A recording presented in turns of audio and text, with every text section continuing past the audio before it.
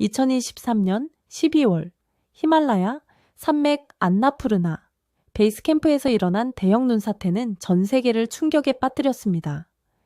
233명의 등반객들이 고립되었고 혹독한 추위와 산소 부족으로 생존 가능성은 거의 제로에 가까웠습니다. 그러나 그날 한국의 작은 날개가 기적을 만들어냈습니다. 이 놀라운 이야기를 직접 목격한 루이스 가르시아가 들려드립니다. 안녕하세요. 저는 루이스 가르시아입니다. 그날을 절대 잊을 수 없습니다. 페루 안데스에서 40년간 산악구조대장으로 활동했던 저에게도 충격적인 소식이었습니다. 라디오에서 들려온 긴급 보고는 제 심장을 멈출 뻔했습니다. 네팔 안나푸르나 베이스 캠프 인근에서 대형 눈사태가 발생했고 233명의 등반객들이 고립되었다는 것이었습니다. 더욱 심각한 것은 구조 헬기가 추락하면서 위성 통신까지 완전히 단절되었다는 사실이었습니다. 저는 즉시 알았습니다. 이건 보통의 사고가 아니라는 것을. 40년간 수많은 조난자들을 구조해온 경험으로 봐도 이런 규모의 재해에서 생존자를 찾는다는 것은 거의 불가능에 가까웠습니다. 네팔 당국과 국제구조본부는 절망에 빠져 있었고 시간은 무정하게 흘러가고 있었습니다. 영하 30도의 혹독한 추위 속에서 사람이 버틸 수 있는 시간은 기껏해야 12시간. 그런데 이미 18시간이 지나고 있었습니다. 밤이 깊어갈수록 상황은 더욱 절망적이 되어갔습니다. 기존의 구조 장비로는 눈사태 현장에 접근조차 할 수 없었고 기온은 계속 급강하하고 있었습니다. 저는 과거 안데스에서 겪었던 실패를 떠올렸습니다. 15년 전 비슷한 상황에서 우리가 구조하지 못했던 7명의 등반객들. 그들의 얼굴이 아직도 제 가슴에 선명합니다. 하지만 이번엔 달랐습니다. 233명이라는 숫자가 제 마음을 더욱 무겁게 짓눌렀습니다. 국제구조본부에서는 이미 시신 수습 작업을 준비하라는 지시가 내려오고 있었습니다. 그러나 저는 포기할 수 없었습니다. 40년간 산에서 배운 것이 있다면 마지막 순간까지 희망을 버리지 말라는 것이었습니다. 우리 세대는 그렇게 살아왔습니다. 아무리 힘들어도 끝까지 버티고 동료를 포기하지 않는 것, 그것이 우리의 정신이었습니다. 그날 밤 저는 기도했습니다. 기적이 일어나기를. 새벽 4시 예상치 못한 소식이 들려왔습니다. 한국에서 특수 드론 구조팀이 도착했다는 것이었습니다. 솔직히 처음엔 회의적이었습니다. 이런 극한 상황에서 드론이 무슨 소용이 있을까 하는 생각이었죠. 하지만 팀장인 박준호 씨를 만나보니 생각이 바뀌기 시작했습니다. 그는 침착하고 자신감 있는 목소리로 설명했습니다. 저희 드론은 영하 40도에서도 작동하며 열화상 카메라로 3km 방역 내 생체 신호를 감지할 수 있습니다. 그의 눈빛에서 확신을 읽을 수 있었습니다. 한국팀이 가져온 장비들을 보니 정말 놀라웠습니다. 일반 드론과는 완전히 다른 수준이었습니다. 방한 설계된 프로펠러, 초장거리 통신 장비, 그리고 생존 키트를 투하할 수 있는 특수 장치까지. 이 모든 것이 한국에서 개발된 기술이라는 사실에 저는 경탄했습니다. 한국의 기술력이 이 정도인 줄 몰랐습니다. 라고 말하자 박 씨는 미소를 지으며 답했습니다. 이제 시작입니다. 드론이 이륙한 지 2시간 후 기적 같은 순간이 찾아왔습니다. 모니터 화면에 붉은 점들이 나타나기 시작한 것입니다. 열화상 카메라가 포착한 생체 신호였습니다. 처음엔 몇 개의 점이었지만 드론이 위치를 바꿀 때마다 더 많은 점들이 발견되었습니다. 여기 67명, 저기 89명, 또 다른 지역에 77명. 박 씨의 목소리가 떨리기 시작했습니다. 저 역시 믿을 수 없었습니다. 233명 중 대부분이 아직 살아있다는 것이었습니다. 한국의 정밀한 GPS 좌표 시스템 덕분에 각 그룹의 정확한 위치까지 파악할 수 있었습니다.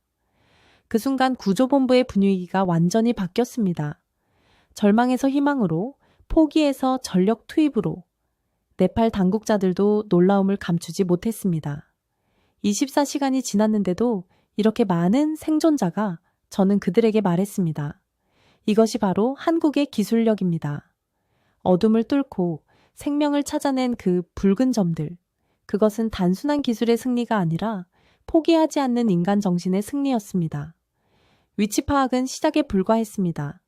이제 진짜 구조 작업이 시작되었습니다. 한국 팀이 준비한 생존 키트는 정말 놀라웠습니다. 각 키트에는 보온담요, 응급약품, 에너지바, 그리고 무엇보다 중요한 발열 패드가 들어있었습니다. 드론들이 정확한 좌표로 키트를 투하하기 시작했습니다.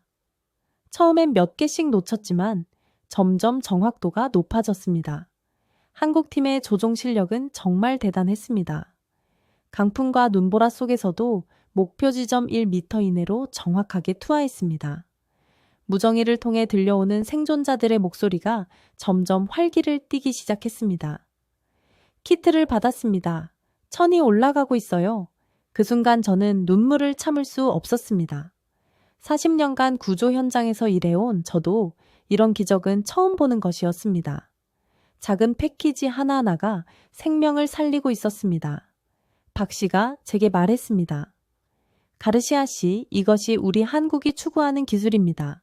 사람을 살리는 기술 말입니다. 정말 감동적이었습니다. 키트 투하는 생존을 위한 첫걸음이었고 이제 본격적인 구출 작업이 시작되었습니다. 한국 드론팀의 진가가 발휘된 순간이었습니다. 드론들은 단순히 물품을 전달하는 것을 넘어서 지상구조팀의 안전한 이동 경로를 실시간으로 안내했습니다. 눈사태로 지형이 완전히 바뀐 상황에서 드론의 고해상도, 카메라와 3D 매핑 기술이 안전한 루트를 찾아주었습니다. 더 놀라운 것은 대형 구조 드론이었습니다. 헬기처럼 호버링하면서 들것에 환자를 태우고 안전지대로 이송하는 것이었습니다. 저는 현장에서 이 모든 과정을 목격했습니다. 한국 기술과 네팔 페루 구조대원들의 용기가 완벽하게 조화를 이루는 모습을 각 구조팀은 드론이 전송하는 실시간 영상을 보며 최적의 구조 방법을 선택할 수 있었습니다. 2시 방향으로 50m 이동하세요. 그곳이 가장 안전합니다. 드론 조종사의 정확한 안내로 구조대원들은 위험을 최소화하며 생존자들에게 접근할 수 있었습니다. 이것이야말로 21세기 구조 작업의 새로운 패러다임이었습니다. 72시간의 사투 끝에 믿기 어려운 결과가 나왔습니다. 233명 전원 구조 성공, 사상자 제로. 이는 구조 역사상 유례없는 기록이었습니다. 네팔 정부는 즉시 성명을 발표했습니다. 한국의 드론 기술이 233개의 생명을 구했습니다. 국제구조연맹에서도 찬사를 보냈습니다. 생존 확률 제로에서 99%로 바꾼 기적의 구조작전이라고 평가했습니다. BBC, CNN 등 세계 유수의 언론들이 앞다퉈 보도했습니다. 저는 박 씨와 한국팀에게 깊은 경의를 표했습니다. 당신들이 증명했습니다. 기술이 얼마나 소중한 생명을 살릴 수 있는지를. 박 씨는 겸손하게 답했습니다. 저희는 단지 할 일을 했을 뿐입니다. 이것이 바로 우리 한국이 세계에 기여하고 싶은 방식입니다. 그날 밤 베이스 캠프에서 열린 축하 모임에서 233명의 생존자들과 구조대원들이 함께 아리랑을 불렀습니다. 한국을 모르던 사람들도 그 멜로디에 맞춰 박수를 쳤습니다. 정말 감동적인 순간이었습니다. 1년이 지난 지금 저는 서울에서 열린 국제 산악구조 컨퍼런스에 참석했습니다.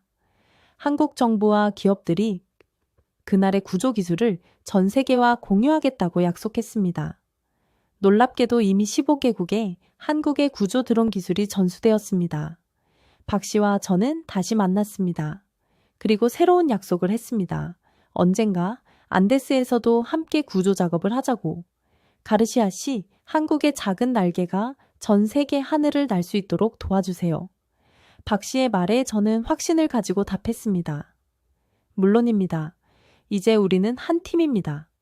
그날 히말라야에서 일어난 기적은 단순한 구조 성공이 아니었습니다.